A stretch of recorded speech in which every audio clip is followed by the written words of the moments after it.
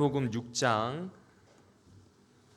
5절에서 8절까지의 말씀을 먼저 같이 읽어보도록 하겠습니다. 마태복음 6장 5절에서 8절까지의 말씀입니다.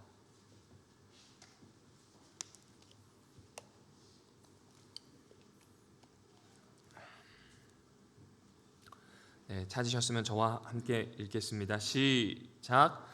또 너희가 기도할 때에 외식하는 자와 같이 하지 말라. 그들은 사람에게 보이려고 회당과 큰 거리 어귀에 서서 기도하기를 좋아하느니라. 내가 진실로 너희에게 이르노니 그들은 자기 상을 이미 받았느니라. 너는 기도할 때에 내 골방에 들어가 문을 닫고 은밀한 중에 계신 내 아버지께 기도하라. 은밀한 중에 보시는 내 아버지께서 갚으시리라. 또 기도할 때에 이방인과 같이 중언부언하지 말라. 그들은 말을 많이 하여야 들으실 줄 생각하느니라. 그러므로 그들을 본받지 말라. 구하기 전에 너희에게 있어야 할 것을 하나님 너희 아버지께서 아멘. 오늘은 산에서 말씀하시는 예수님에 대한 이야기 세 번째에 해당합니다. 세 번째 이야기는 여러분이 잘 아시는 기도에 대한 이야기가 될 것 같습니다. 오늘 제목을 그래서 주기도문의 제일 첫 번째 나오는 문구로 좀 잡게 되었는데요. 주기도문을 보다 보니까 이런 질문이 생겼습니다. 여러분, 성경에 주기도문이 두 개 있는 건 알고 계시죠? 마태복음 6장에 하나 나오고요, 누가복음 11장에 나옵니다. 그러면 이미 읽어보셨을 테니까요, 내용이 일치하던가요? 조금은 다르던가요? 조금 다릅니다. 지금 얼른 보셔도 아시겠지만 누가복음이 조금 짧고요, 또 마태복음에 있는 내용은 누가복음보다 조금 더 틀이 갖춰져 있는 듯한 느낌을 아마 받으셨을 것 같습니다. 근데 중요한 것은 두 본문 모두 다 상당히 비슷해요. 그런데 또 동시에 상당 부분 다른 점이 있다는 겁니다. 이 이유가 있는데요, 누가복음과 이 마태복음의 맥락이 좀 달라서입니다. 특별히 문학적 상황의 맥락이 좀 다르기 때문에 이런 부분이 있습니다. 아마 이것만 비교를 해보셔도 주기도문은 이런 내용이겠다 하는 게 조금 더 와닿지 않을까 싶습니다. 여러분, 누가복음에 있는 주기도문을 잘 보시게 되면 이렇게 시작을 합니다. 누가복음에 있는 주기도문은 다음과 같은 이야기로 시작합니다. 예수께서 한 곳에서 기도하시고 마치심에 제자 중 하나가 여짜오되 주여, 요한이 자기 제자들에게 기도를 가르치신 것 같이 우리에게 기도를 가르쳐 달라라는 이야기로 시작합니다. 자, 그러니까 제자들 중에 한 명이 예수님에게 기도를 가르쳐 달라, 이런 이야기를 하고 있죠. 여러분, 이 기도에 대한 이야기를 듣게 되었을 때 어떤 생각이 드실까요? 한마디로 얘기하면 침례 요한도 자기 제자들에게 가르쳐 주었으니까 우리에게도 가르쳐 달라라고 하는 이 요구가 조금 이상하게 들리지 않으십니까? 왜냐하면 예수님의 제자들은 유대인이에요. 그리고 유대인들은 기도에 대해서 너무나 잘 알고 있습니다. 조금 조사를 해보니까 이런 게 있더라고요. 여러분, 유대인들이 하루에 적어도 2번에서 3번 정도 기도를 드리는데 짧은 기도문과 긴 기도문이 있어요. 짧은 기도문의 이름이 카디쉬라고 하는 기도입니다. 나중에 한번 보시게 될 겁니다. 보면은 주기도문과 참 많이 비슷합니다. 그리고 18번의 축복, 곧 이 세문의 에스레라고 하는 긴 기도문이 있는데 이건 매우 길어요. 꼭 화답하는 것 같아요. 마치 우리가 교동문을 읽을 때 인도자가 읽으면 회중이 대답하는 것처럼 주고받는 듯한 문답 형식으로 되어 있는 꽤 긴 18개의 기도문이 있습니다. 그 18개의 기도문을 때마다 하나하나씩 하는 게 아니라 한 번 기도할 때 1에서 18번까지 기도합니다. 이거를 하루에 적어도 몇 번이요? 2번에서 3번, 적어도 2번에서 3번 낭송합니다. 이 낭송하는 걸 저도 따라해보니까 한 번 낭송할 때 천천히 음미하면서 하니까 한 15분 정도 걸려요. 생각보다 쉽지 않아요. 현대인들에게는. 그렇죠?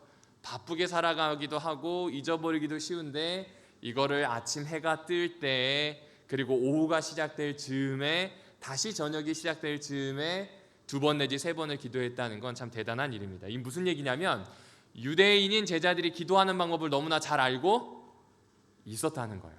그런데 왜 예수님에게 기도하는 방법을 가르쳐 달라고 했을까? 일단 당시 상황을 좀 보셔야 됩니다. 당시 상황을 한마디로 얘기하면 부흥운동기라고 생각해 주시면 좋습니다. 여러분, 부흥운동을 언제 하나요? 부흥할 때 하나요? 부흥이 필요할 때 하나요? 그렇죠, 부흥이 필요할 때예요. 부흥이 필요한 이유가 뭐냐면 메시아가 와야 할 만큼 유대인들의 상황이 좋지 않았기 때문입니다. 그러니까 우리가 이 메시아가 오셔서 부흥해야 한다, 혹은 메시아가 오시면 부흥할 수 있다라고 하는 기대 반, 절박한 반이 이렇게 혼재해 있던 당시가 언제냐면 예수님 시대였거든요. 이때의 사람들은 메시아가 올 것을 대비해서 무엇을 해야 된다고 생각했냐면 회개해야 된다, 기도해야 한다, 그리고 우리가 가지고 있는 경건 생활을 정말 잘 해야 된다, 여러 가지 이야기들이 오가게 되었습니다. 참 많은 단체들이 이 운동을 좀 하게 되었습니다. 여러분이 그 중에 알고 있는 게 아마 이 바리새인들일 거예요.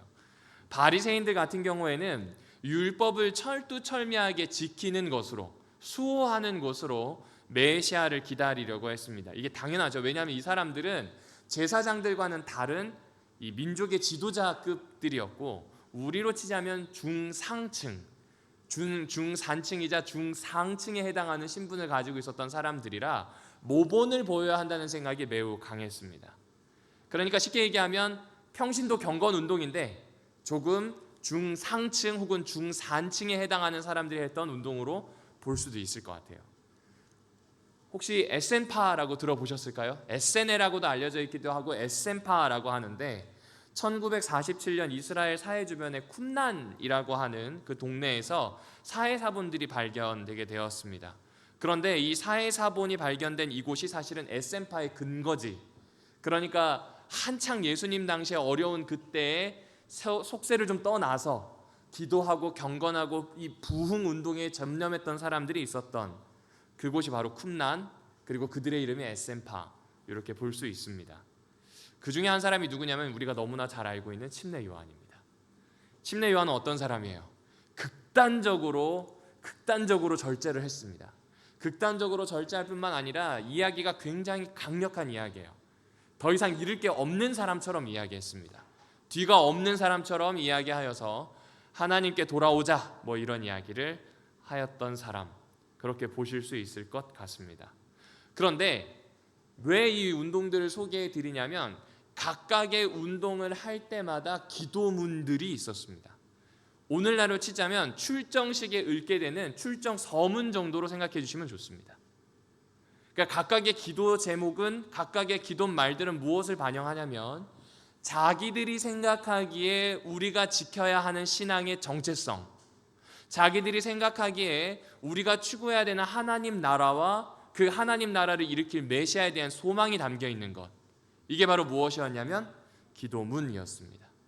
그러니까 침례 요한에게 가르쳐줬던 것처럼 우리에게 기도를 가르쳐달라, 이 말은 침례 요한의 방식대로 하나님 나라가 오게 해달라고 하는 기도문이자 선언문이 있는데, 오늘 우리에게도 그런 기도문과 선언문을 알려주셔서 우리가 도대체 누구이고 어떻게 살아가야 되는지를 알려달라, 마치 카디시라고 하는 유대교에 있었던 그들의 신앙을 선언하는 작은 기도문, 18개의 축복 기도라고 하는 그들의 신앙을 조금 풀어서 놓는 그 기도문들처럼 우리에게도 그 기도문을 달라는 겁니다.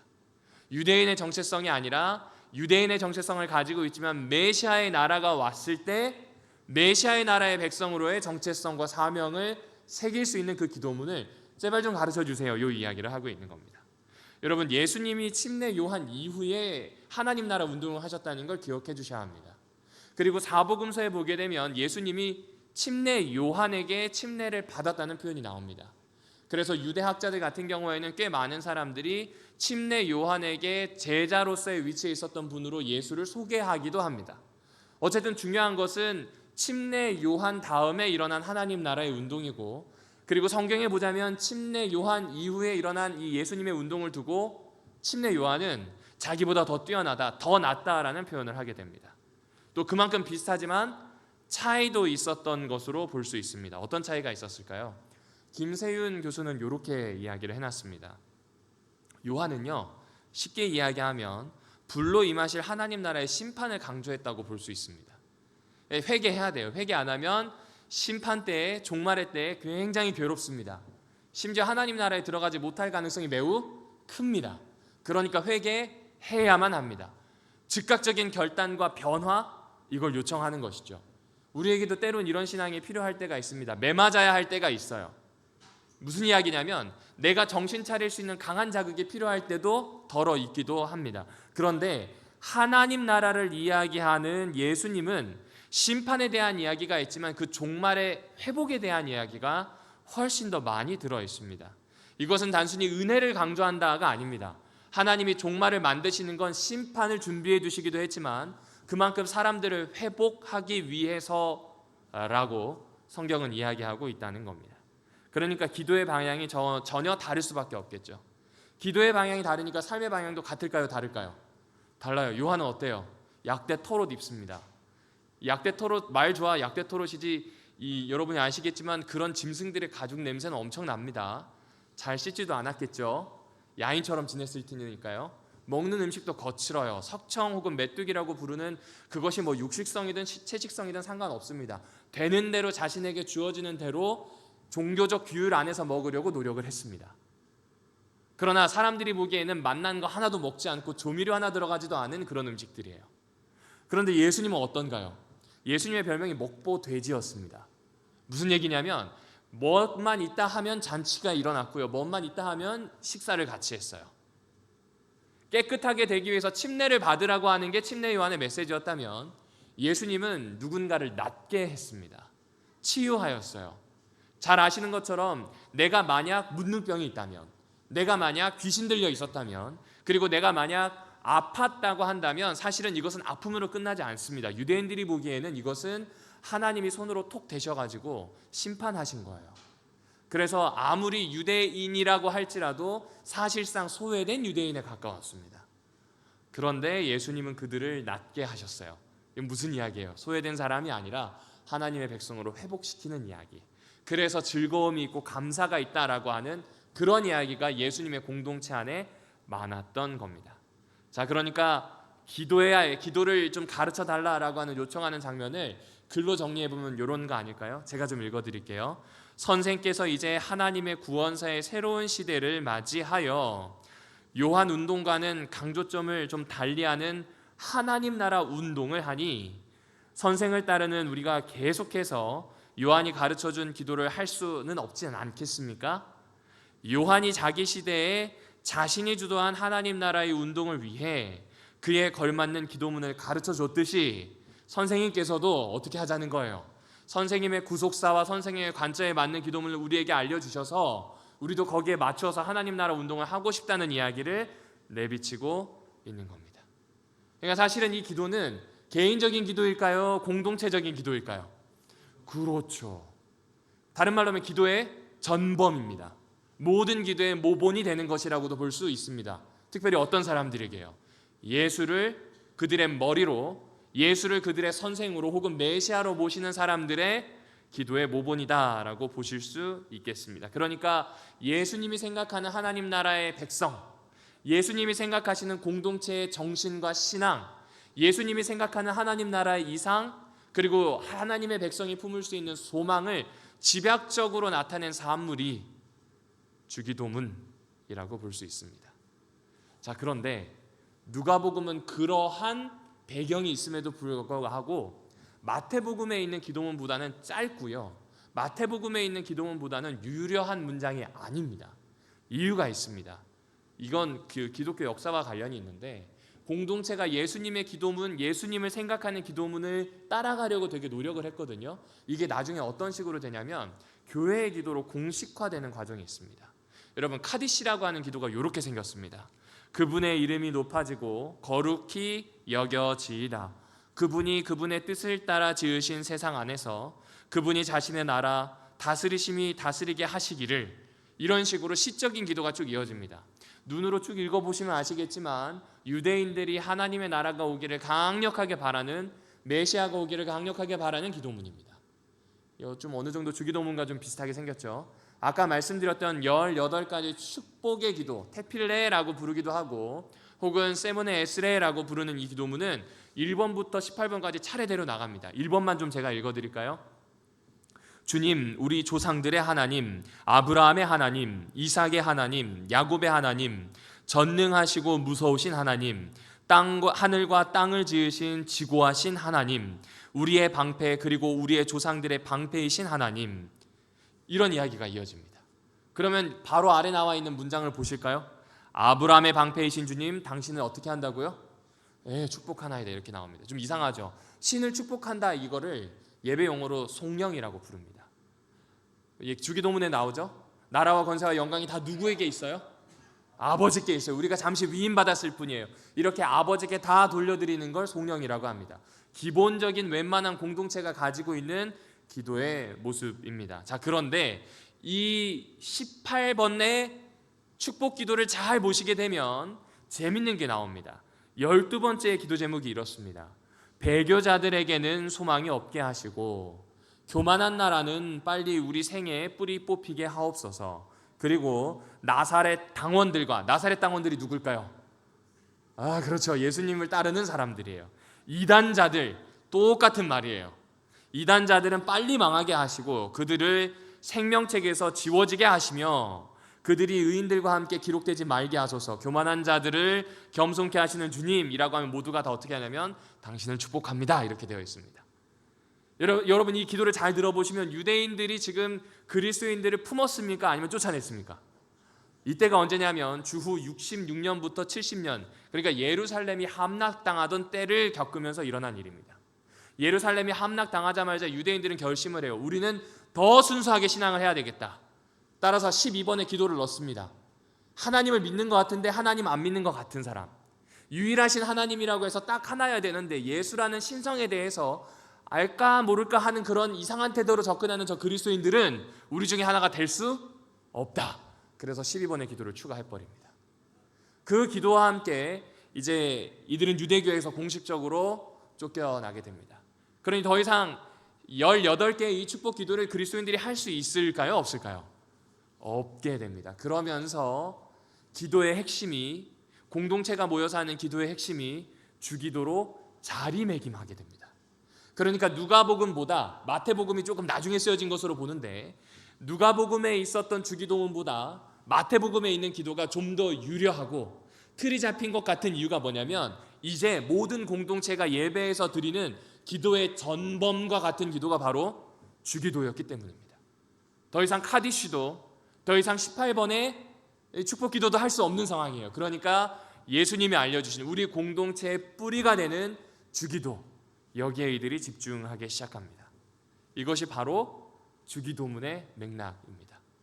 조금 더 살펴보실까요? 여러분, 산상수훈을 지난주에 잠깐 말씀드렸습니다. 산상수훈은 한 5개로 나눌 수 있어요. 첫 번째는 팔복입니다. 쉽게 얘기하면 하나님의 백성은 누구냐? 정체를 묻는 거예요. 심령이 가난한 사람, 의에 줄이고 목이 마른 사람, 이런 사람들에 대한 이야기로 쭉 흘러갑니다. 사실 그 이야기들은 힘이 없는 이야기들이에요. 화평하기 위해서는 힘이 있어야 되는데 화평하기 위해서 누군가가 나를 때리는 것, 누군가가 폭력을 가하는 걸 그냥 참아냅니다. 그런 사람이 복되다라고 하는 이들의 정체성이 어떤 존재인지를 이야기하는 게 팔복입니다. 그리고 갑자기 팔복 이야기가 끝나자마자 마태복음 15장 17절부터인가요? 거기에서부터는 세상의 빛과 소금에 대한 이야기로 넘어가게 됩니다. 빛이 난다. 소금이 다른 것을 변화시킨다. 곧 하나님께서 주신 계시를 전달하게 되는 매개들로서의 하나님의 백성을 이야기합니다. 전반부는 정체성을 얘기했다면 여기는 어떤 일을 하는지에 대한 사명을 이야기하고 있는 거예요. 이게 구조예요. 그리고 세 번째가 뭐냐면 반대 어법입니다. 얘들아, 너 살인하지 말라고 들었는데 형제 보고 바보 멍청이 라고 하는 이 사람도 사실은 살인을 행한 것과 다름이 없다. 율법에는 이렇게 얘기했는데 내가 다시 말하는데 이게 더 낫다. 다른 말로 하면 모세의 율법엔 이렇게 기록되어 있는데 나 예수가 이야기하는 이것이 훨씬 더 낫다라는 이야기로 드러나게 됩니다. 율법보다 더 완벽한 예수가 선언하신 법에 대한 이야기입니다. 그런데 그 이야기들을 잘 보게 되면 유대인들이 외적인 행동을 해야 된다고 하는 그 이야기들 있잖아요. 자선도 해야 되고 기도도 해야 되고 금식도 해야 된다는 그 이야기보다 내적인 것, 내면에 대한 이야기에 최대한의 규제를 겁니다. 여러분 하다못해 옆에 있는 친구에게 장난말로라도 바보 이렇게 하잖아요. 제 친구 중에 하나가 스페인어를 조금 하는데 이 친구가 그러더라고요. 스페인에 가가지고 스페인어를 잘하려면 스페인어 회화책에 있는 이야기를 하면 안 된답니다. 왜냐하면 스페인어는 거진 80%가 욕이나 다름없대요. 왜냐하면 거기가 가톨릭 국가다 보니까 신과 관련되어 있는 모든 언어들은 신성하게 여기고 그냥 인간과 관련된 것들은 너무나 쉽게 때로는 가볍게 표현하는 게 많답니다. 실제로 제가 가보지 않아서 그런지는 모르겠습니다. 그러나 분명한 것은 장난식으로라도 혹은 우리의 농담 안에서라도 누군가를 좀 긁어내리거나 아니면 누군가에게 모멸감을 주는 이야기를 할 수도 있는데 그 이야기 자체에 대해서 최대한의 규제를 걸고 있어요. 왜 그럴까요? 하나님 나라의 법에 대한 예수님의 또 다른 어떤 의미가 있습니다. 이건 나중에 시간이 되면 다시 말씀을 드리겠습니다. 그리고 유대인들이 추구했던 경건 생활의 실천, 금식, 기도, 자선에 대한 부분을 재해석합니다. 그리고 마지막 7장 이 후반부에 가게 되면서 나오는 이야기죠. 열매가 있어요. 행위의 열매가 있는데 그 행위의 열매를 보고 나무가 뭔지 알 수 있다는 겁니다. 여러분 저희 아버지가 포도나무를 키우시거든요. 그럼 포도나무에 뭐가 맺혀야 될까요? 그렇죠. 그리고 저희 집 바로 옆에는 배나무가 하나 있습니다. 저희 본가입니다. 저희 집에는 없습니다. 다 아스팔트고. 본가에 가면 배나무에 뭐가 맺혀야 합니까? 그럼 예수를 믿는 그리스도인에게는 무슨 열매가 맺혀야 할까요? 예수가 맺혀야 되겠죠. 그 이야기를 하고 있는 거예요. 이게 산상수훈이 가지고 있는 이야기입니다. 그래서 예수님이 뭐라고 이야기하냐면 나의 이야기 위에다가 내가 이야기한 것을 기초로 하여서 신뢰하고 그 위에다 무엇을 꿈꾸는 사람, 삶을 살아내는 사람, 곧 집을 짓는 사람은 반석에 집을 짓는 것과 같고 그렇지 않고 예수의 이야기와 전혀 상관없는 것 위에다가 삶을 계획하고 인생을 살아내고 곧 집을 짓는 사람은 무너질 수밖에 없다는 이야기를 마지막 권면으로 하고 있습니다. 그런데 그 이야기의 한가운데 특별히 경건 생활을 실천하는 것 중에 하나가 기도인데 그 기도의 위치가 산상수훈의 한가운데라고 말씀드렸습니다. 그리고 오늘 본문에서 보시는 것처럼 그 산상수훈에 대한 이야기가 이렇게 펼쳐지게 됩니다.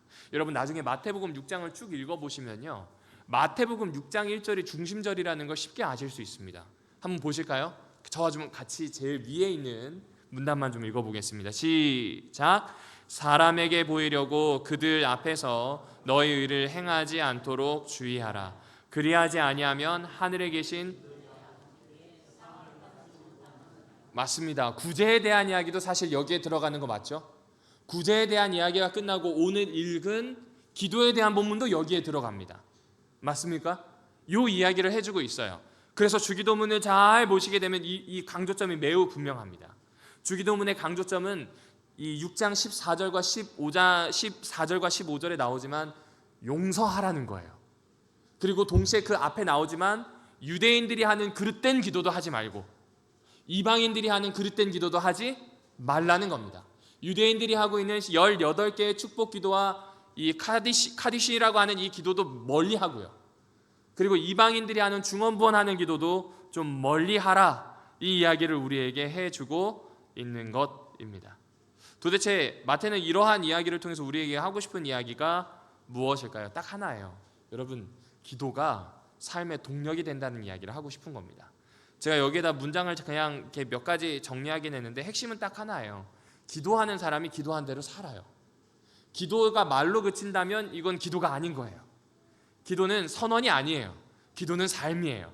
그 삶에 대한 이야기를 지금 해보자고 하는 겁니다. 그래서 열심히 좀 찾아봤습니다. 찾아봤더니 다음과 같이 좀 정리가 되었습니다. 여러분 제일 위에 보시면 이 위선적인 공중기도에 대한 이야기가 나오죠. 이 위선이라고 하는 단어를 찾아봤더니 배우더라고요. 배우, 액터 혹은 액터리스라고 부르는 배우. 배우는 어떤 사람이에요? 그 인생을 산 사람이에요? 아니면 살지 않은 사람이에요? 안 살았어요. 그러나 그 사람인 척 그 역할에 최선을 다해 그 역할을 수행해내는 사람이 누구냐면 배우입니다. 여러분은 그리스도인을 배우가 되기 위해서 하셨습니까? 아니면 실제 그리스도인이 되기 위해서 하셨습니까? 안식일만 그리스도인이에요. 주중 6일은 그냥 자연인으로 사는 거예요. 분명하죠. 근데 우리는 배우로 살 때가 의외로 많아요. 근데 거기에 대한 평가는 매우 박합니다. 어떤 거예요? 지상은 지가 다 받았으니까 하나님한테 기대하지 말아라, 이 이야기가 나오게 됩니다. 이방인에 대한 기도도 나옵니다. 그리고 이방인의 기도 다음에 주기도에 대한 이야기가 나오죠. 여러분, 일단 이 첫 번째 이 외식하는 기도에 대해서 좀 잠깐 살펴보실까요? 외식하는 기도를 잘 보게 되면 한마디로 대가를 치르라는 이야기입니다. 내가 하는 신앙에 대해서 무엇을 해야 된다고요? 대가를 치러야 돼요. 여러분이 맺는 관계에 대해서 대가를 치러야 합니다. 여러분, 만약 여러분이 결혼하시게 되면 다른 이성을 볼 필요가 있습니까, 없습니까? 이게 그렇게 생각하면 편합니다. 그런데 다른 이성이 눈에 들어올 때가 가끔은 있을 수도 있습니다. 사람이기 때문에요. 그런데 그때 우리는 결혼 관계에 있기 때문에 어떻게 해요? 대가를 치르죠. 내가 이 사람을 선택했기 때문에 다른 사람을 선택하지 않겠다는 대가를 치릅니다. 맞나요? 맞습니다. 남을 의식하는 기도, 보여주는 기도꾼이 되지 말라는 거예요. 진짜 기도하는 사람이 되라는 거예요. 기도를 하면서 대가를 치르라는 이야기를 해주고 있는 겁니다. 보여주는 기도는 그 사람이 경건해 보인다 혹은 더 나아 보인다라는 평가를 얻을 수 있지만 그 평가는 사람들에게 받는 평가이니 필요 없어요. 예수가 어떻게 보시고 예수가 나의 정신을 어떻게 판가름하시는지가 훨씬 중요합니다. 예수에게 상을 얻어야 되니 예수 앞에 있음을 잊지 말라는 겁니다. 그러니까 기도 잘 하신다라고 생각을 하시면 회개하셔야 하는 겁니다. 무슨 말씀인지 이해하세요? 저 양반 기도 잘한다라고 하면 내가 회개할 때가 됐구나라고 생각하시면 됩니다. 왜 그럴까요? 언어에 달린 거나 겉모습에 달렸거나 교언에 달린 것이 아니에요. 어떻게 하나님과 직면하는지가 훨씬 더 중요합니다. 하나 더 보실까요? 이방인입니다. 여러분, 이방인처럼 기도하지 말래요. 이방인처럼 중언부언 하지 말랍니다. 이 말을 했다가 저 말을 했다가 계속 그 말들을 만들지 말라는 이야기입니다. 이걸 어떻게 이해해야 될까 고민을 하다가 구약 성경에 살펴보니 계속 나오는 표현이 있어요. 하나님 아닌 다른 신들에 대해서는 그냥 돌덩이, 금덩이, 은덩이, 나무 조각일 뿐이라는 표현을 합니다. 왜 그렇게 이야기를 할까요? 우상들은 눈이 멀었고, 우상들은 귀가 멀었고, 우상들은 냄새를 못 맡습니다. 코도 없어요. 그런 존재가 우상이라는 겁니다. 엘리야와 대결했던 바알 선지자들을 한번 기억해 주세요. 아세라의 선지자들을 기억해 달라는 겁니다. 그들이 끊임없이 기도했던 이유가 무엇이에요? 우상 앞에 기도했어요. 우상이 듣는지 안 듣는지 표시가 안 나거든요. 열심히 기도했잖아요. 여러 말을 통해서 신을 설득하려고 했습니다. 그런데 여러분, 잘 생각해 보면 우리의 신앙도 가끔 그럴 때가 있습니다. 여러 말을 하고 치성을 드려야만 기도가 드려지는 것처럼, 내 기도가 부족해서 내 아이가 어쩌면 어려움을 겪는 것처럼, 어쩌면 내가 하고 있는 이 기도와 무엇이 부족하기 때문에 그러니까 내가 가지고 있는 고통의 문제를 너무 가학적으로 내가 하지 못하는 기도의 양으로 가져올 때가 너무 많다는 겁니다. 그러나 이건 누가 하는 거예요? 이방인들 하는 거예요. 이방인들처럼 하지 말라는 겁니다. 또한 유대인들처럼도 하지 말라는 겁니다. 말로써 부풀리는 일도 할 것도 아니고 여러 말을 할 것도 아니라는 겁니다. 누구처럼 하는 거냐면 이제부터는 기도를 가르쳐 줄 테이니 예수의 제자처럼 하라. 우리는 하나님 나라의 백성이라고 하는 정체성을 가진 그런 기도를 하자라는 이야기를 해주는 겁니다. 그러면 바로 우리에게도 적용이 가능하겠죠. 여러분 계속 개인 기도 하시는데 개인 기도 하시면 죄송하지만 멀리 나갑니다. 개인 기도 하시다가 어디로 반드시 돌아오셔야 돼요? 주기도로 돌아오셔야 돼요. 주문처럼 중언부언하면 또 멀리 나가십니다. 바로 돌아오셔야 합니다. 유대인처럼 이 주기도에 있는 모양을 가지고 정말 잘 만든 대표 기도문, 누군가를 위한 방문 때 쓸 수 있는 기도문 좋습니다. 그런데 그것도 멀리 나간 겁니다. 돌아와야 합니다. 주기도가 가지고 있는 정신과 주기도에서 이야기하고자 하는 그 의미를 음미하셔야 합니다. 천천히 음미하셔서 삶으로 가져와야 합니다. 왜냐하면 우리는 유대인도 이방인도 아니라 하나님 나라의 백성이기 때문이라고 하는 2000년 전에 예수 공동체가 가지고 있었던 그 정체성을 그대로 계승한다. 우리는 그렇게 믿기 때문입니다. 자, 그럼 도대체 어떻게 기도해야 될까요? 오늘은 딱 한 가지만 말씀드리려고 합니다. 여러분, 제일 처음 어떻게 시작하죠? 하늘에 계신, 그렇죠, 누가 아버지라고요? 그럼 죄송하지만 저랑 여러분은 형제네요. 맞나요? 저랑 관계가 대등하신 거 맞죠? 맞아요, 안 맞아요? 근데 우리 그렇게 해요, 안 해요? 네, 왜냐하면 안 해요. 왜냐하면 이게 특별히 한국인 나이 차가 있으니까 저 어린 것이 나랑 맞먹으려고 하나 보다 라고 생각하고, 대등하다고 하면 저분이 와가지고 나한테 잔소리 엄청 하려나 보네, 나이 어린 사람들이 그렇게 생각하거든요. 근데 중요한 건 우리는 우리라고 하는 말을 넣어서 기도한다는 겁니다. 다시 말씀드립니다. 개인적으로 기도하더라도 다시 돌아오셔야 하는 기도가 어디예요? 주기도문입니다. 여러분이 계속 주기도에 근거한 기도를 하지 않는다면 개인은 세속적인 욕망에 휩쓸리는 기도를 할 것이고요, 때로는 종교 안에 있다 하더라도 종교성만 나타내는 종교적인 욕망을 가지는 기도를 하게 될 가능성이 많습니다. 그래서 여러분, 저는 이렇게 말해야 된다고 생각을 해요. 주기도는요, 모든 기도의 시금석인 것 같아요. 우리라는 말에 다 걸립니다. 우리라는 말에 걸립니다. 여러분, 우리라는 말에 걸리게 되면 내 입장만 강조할 게 아니라 너의 입장도 어떻게 해야 될까요? 헤아려야 된다는 거죠. 참 쉽지 않습니다. 하루에도 12번이고 싸울 수 있는 존재가 우리잖아요. 조금이라도 무시당하면 못 참습니다. 조금이라도 나의 입장을 상대방이 몰라주면 너무 서운하죠. 네, 지나고 보면 그렇게 했던 것이 나 부끄럽긴 한데 그 당시에는 그게 너무나 힘든 게 우리입니다.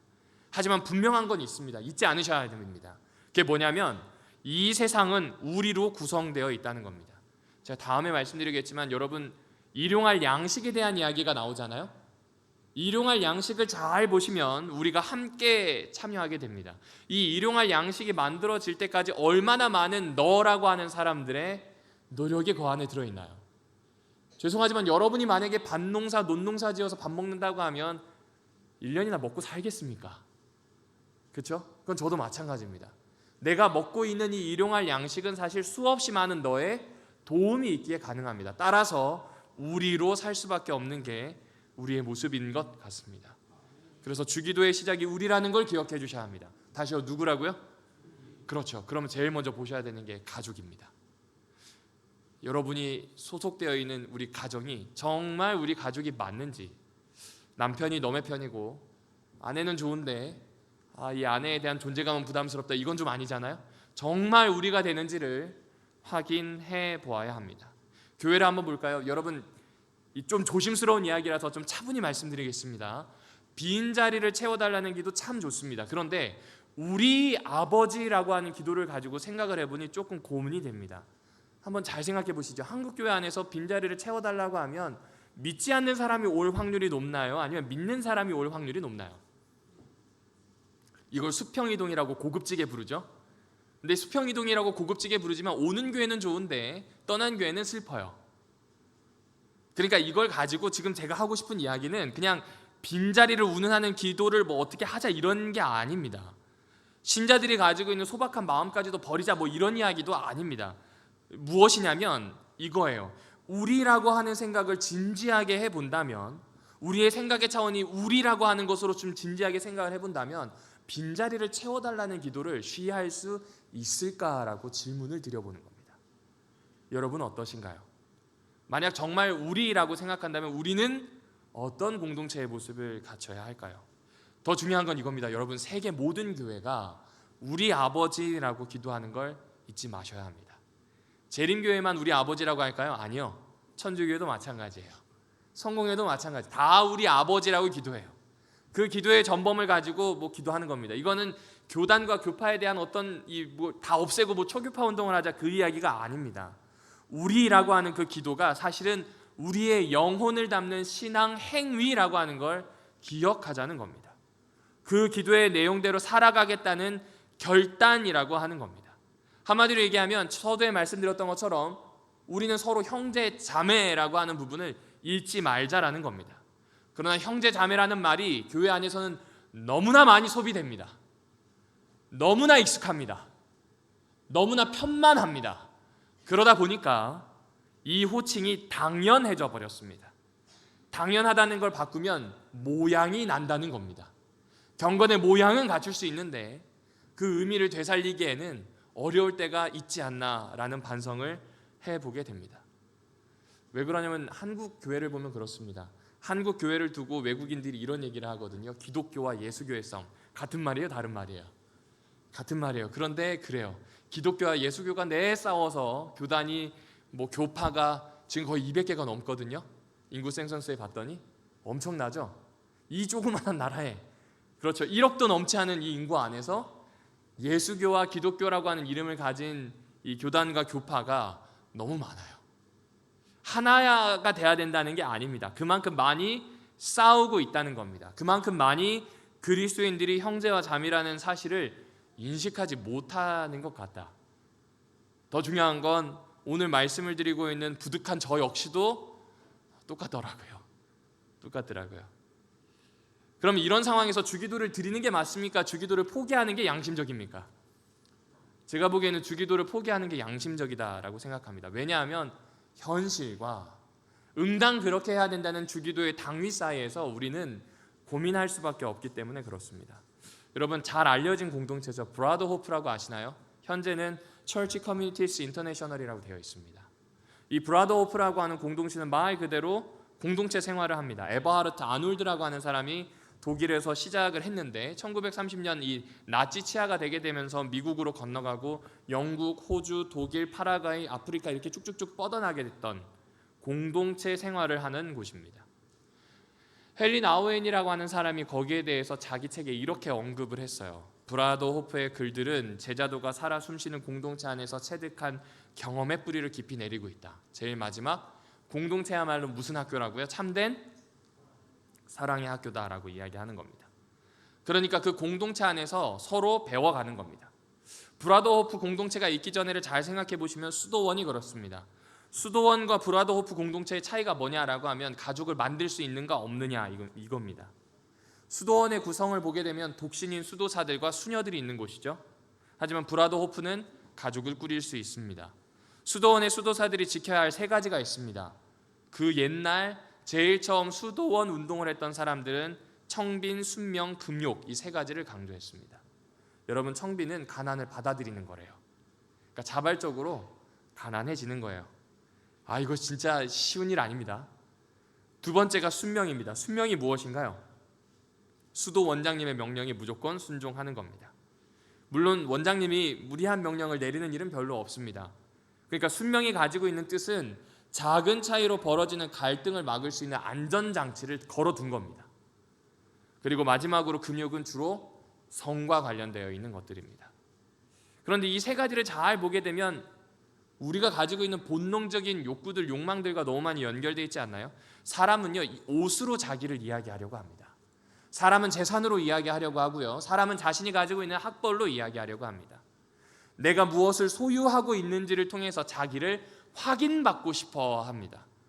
외적인 질서보다 개인의 자유를 훨씬 더 누리고 싶어 합니다. 동시에 쾌락을 많이 가져가고 싶어 합니다. 이런 걸 억제한다는 것은 그냥 되는 게 아닙니다. 흉내는 낼 수 있어요. 그러나 지속적으로 하기 위해서는 그 본능을 통해서 얻는 쾌락보다 더 큰 기쁨이 있을 때에만 가능한 일입니다. 그런데 그 일을 수행했던 공동체 중에 하나가 브라더호프라고 하는 공동체라는 거죠. 교회에서 형제를 유지하려면 개인을 확장하는 일, 이거보다 더 큰 기쁜 일을 찾아야 되는 겁니다. 쉬운 일이 아닙니다. 이것이 바로 영성의 문제입니다. 영성의 바로미터가 여기에서 나는 것 같습니다. 여러분, 혹시 적과의 동침이라고 들어보셨나요?